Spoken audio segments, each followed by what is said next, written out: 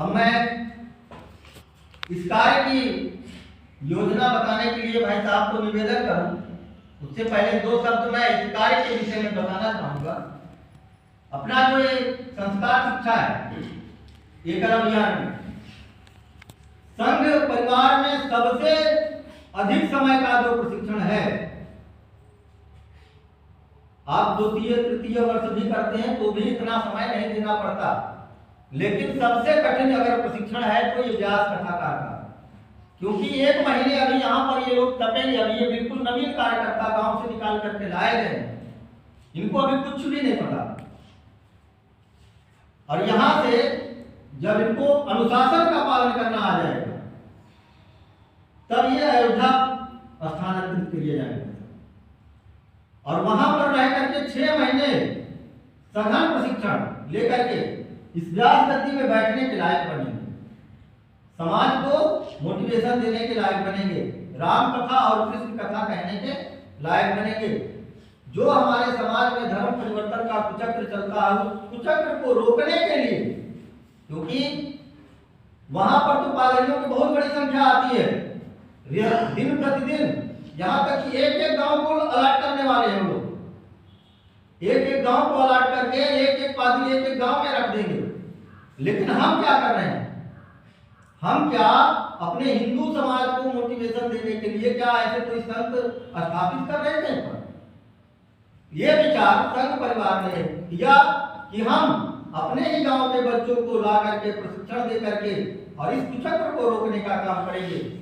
इसलिए राम कथा और कृष्ण कथा सीख करके गांव गांव में धर्म प्रचार और उस धर्म परिवर्तन के कुचक्र को रोकने का काम करने के लिए अपना जीवन तन मन धन सब कुछ अर्पित करने के लिए यहाँ तैयार ये जो टीम है बैठी है।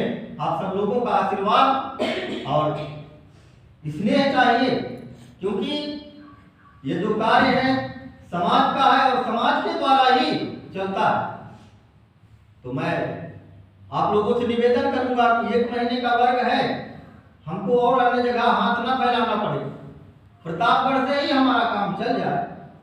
इतनी चिंता यदि आप लोगों के द्वारा हो जाएगी तो बहुत अच्छा रहेगा। इनके खाने की व्यवस्था, रहने की व्यवस्था तो माता जी के द्वारा हो गई, लेकिन 1 महीने ये भूखे ना रहे यहाँ पर। इसके लिए मैं आप सबसे निवेदन करता हूँ, यहाँ की कुछ समितियाँ हैं उनसे भी निवेदन किए हैं, तो इसका चिंतन यदि हो जाएगा तो बहुत अच्छा रहेगा और अपने प्रतापगढ़ का नाम रोशन होगा। क्योंकि पूरे प्रदेश से आए, लगभग 45 जिलों से आए हुए यहाँ पर कार्यकर्ता बैठे हैं, अभी और आने वाले समय में संख्या और बढ़ेगी, लगभग 40 संख्या अपेक्षित है। कहाँ तक पहुँच पाते हैं ये तो भविष्य की बात है। तो मैं आगे की कार्य योजना बताने के लिए अपने भाई साहब श्रीमान मंगेश्वर जी से निवेदन करता हूँ कि आगे की कार्य योजना बताने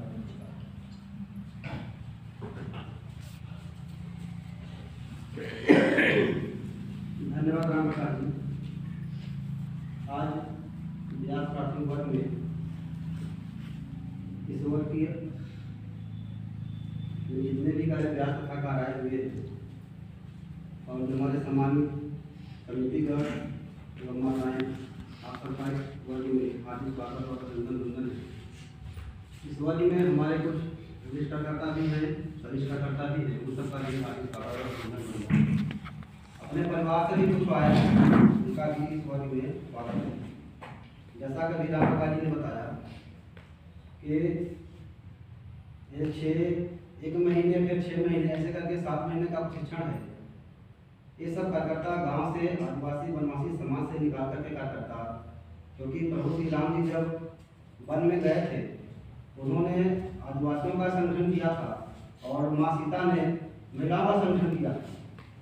तो महिलाओं का संगठन करने के लिए हमारे वो 2 देवी बैठी हुई हैं दीदी, ये सभी व्यास कथाकार हैं। इस सबका 9 महीने का प्रशिक्षण हुआ है, 1 महीने का महुआ में और 6 महीने का अयोध्या में और 2 महीने का अपने आसपास के क्षेत्र में, ऐसे 9 महीने का प्रशिक्षण लेकर ये बहनें कार्य कर रही हैं। क्या है, अभी हिंदू समाज में हम सब हिंदू भाई भाई हैं। इसके नाते हम सब कार्यकर्ताओं को व्यास कथाकार के माध्यम से गाँव में भेजते हैं और गाँव में कई सत्संग के और कथा जिस व्यास गद्दी पे लोग बैठने से वंचित रहते हैं, उन सब ऐसे समाज को हम सब व्यास गद्दी देते हैं। क्योंकि गांव में समाज में कथा कहने के लिए बहुत से लोग अभी हैं भी और कह भी रहे हैं, लेकिन उनका कोई स्वार्थ होता है कि हमको इस कथे में इतना मिल जाए, इसमें इतना मिल जाए तो हम आपके पास आएंगे। लेकिन हमारे जो कार्यकर्ता अभी व्यास कथाकार बनने जा रहे हैं और जो बन चुके हैं, ऐसे हमारे पास 106 कार्यकर्ता हैं जो अभी का व्यास कथाकार बने हुए हैं। उसमें से 74 कार्यकर्ता अभी नेपाल बॉर्डर पे जाकर कार्य कर रहे हैं 2 महीने से। नेपाल में उनका जाने का कारण यह है कि उस समय के जो प्रधानमंत्री श्री जिन्ना जी थे, उन्होंने नेपाल और चीन में आने जाने के लिए एक रास्ता बनाया था, ग्रीन पार्क का। लेकिन हमारे कार्यकर्ता जो भी गए हैं, उस ग्रीन को केसरिया करने के लिए को समापन हुआ, तो उनका कार्य तो भी चलने वाला है। लेकिन ये अभी जो नवीन व्यास कथाकार अभी बने हुए हैं, ये आप छोटे छोटे बच्चों को देख रहे हैं। ये बच्चे 9 में पढ़ रहे हैं, कोई 10 में पढ़ रहा है। वो भी 5 विद्यालय के रूप में जैसे पायलट प्रोजेक्ट, जैसे कि कोई अगर व्यक्ति कोई फैक्ट्री लगाना चाहते हैं, एक प्रेक्टिकल करते हैं। प्रेक्टिकल के रूप में एकल अभियान के द्वारा 5 विद्यालय से प्रारंभ हुआ। 5 विद्यालय मतलब एक पौधा लगा। आज वो पूरे भारत में 1,07,000 विद्यालय है पूरे भारत में। यहाँ तक कि नेपाल से लेके जम्मू से लेकर लद्दाख तक विद्यालय चलता है, भारत में चलता है। पूरे भारत में हमारा 1,07,000 विद्यालय है और 1,07,000 विद्यालय को देखने के लिए 6,000 कार्यकर्ता है जो होल टाइमर है, जैसे मनोज जी हैं अभी प्राथमिक शिक्षा के। उसके बाद हमारे अभी 4,000 कार्यकर्ता पूरे भारत में ऐसे व्यास कथाकार हैं। अभी जो नवीन व्यास कथाकार हैं, वो पहले जो व्यास कथाकार बन गई हैं, व्यास कथाकार बने हैं, ऐसे कुल 4,000 कार्यकर्ता पूरे भारत में व्यास कथाकार बने हुए हैं। तो एकल अभियान पंचमुखी शिक्षा के आधार पर कार्यकर्ता और रामप्रकाश जी ने बता दिया, उसका 5वीं शिक्षा संस्कार शिक्षा है। तो संस्कार शिक्षा से हम गाँव को समर्थ और स्वाभिमानी और संस्कृति, ये 3 धाराओं को जोड़कर हम लोग कार्य करते हैं। और गांव में कार्य नशा मुक्ति का जो लोग अभियान चलाते हैं, क्योंकि गांव में बहुत से नशा जो अभी गांव में लोगों को लगा हुआ है और नशा लगने से क्या पूरा